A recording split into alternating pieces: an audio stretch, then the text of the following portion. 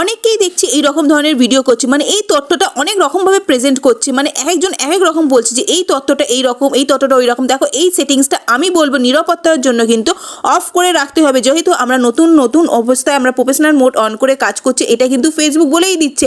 আমি কিন্তু প্রমাণস্বরূপ দেখিয়ে দেবো যে কীভাবে এই জিনিসটাকে অফ করতে হবে না অন রাখতে হবে। আমি কিন্তু যখনই কোনো প্রজেক্ট মানে দেখাই সেখানে কিন্তু আমি প্রমাণ সমান দেখাই। নতুনদেরকে বলবো যারা এইরকম ভুলভাল তথ্য দিচ্ছে তাদের থেকে একটু সাবধানে কাজ করতে। হুট করে যখনই বলবে তখনই তোমরা এই সেটিংসটা অন অফ করবে না। কী কারণে বলছি চলো দেখিয়ে দিচ্ছি। এই সেটিংসটা কিন্তু আমাদের নিরাপত্তার জন্য কিন্তু আমাদের অফ রাখতেই হবে।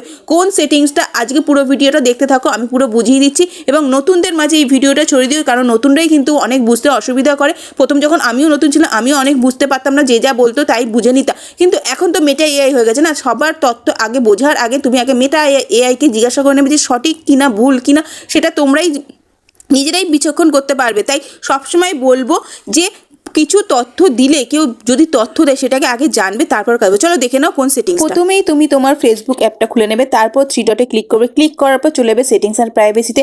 সেটিংস আর প্রাইভেসিতে ক্লিক করার পর দেখো চলে আসবে সেটিংস অপশনে। সেটিংস অপশনে ক্লিক করে দেখো এরকম পেজ খুলবে। পেজ খোলার পর দেখো স্ক্রল করে নিচের দিকে যাবে, স্ক্রল করে নিচে যাবে, দেখো ব্রাউজার লেখা আছে। সেই ব্রাউজারটার মধ্যে দেখো আমার কিন্তু দেখতে পাচ্ছ সব কিন্তু অফ করা রয়েছে।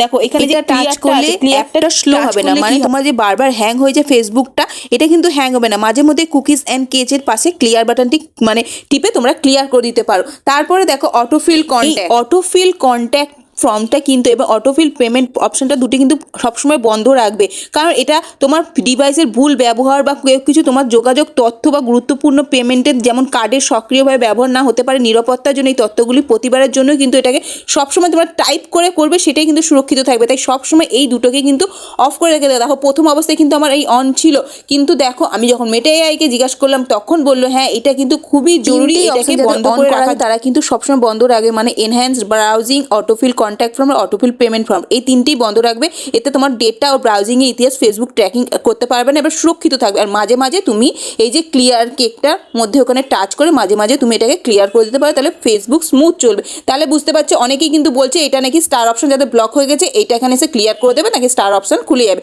এটা কিন্তু একদম ভুলভাল তথ্য, ভুলভাল দিচ্ছে। দেখো তোমাদের আমি প্রমাণ সমান দেখিয়ে দিলাম। তাই প্রমাণ তথ্য নিয়ে সেইটার বিষয় অবধি কাজ করবে, যে যা বলবে সেটার উপরে কাজ করবে না।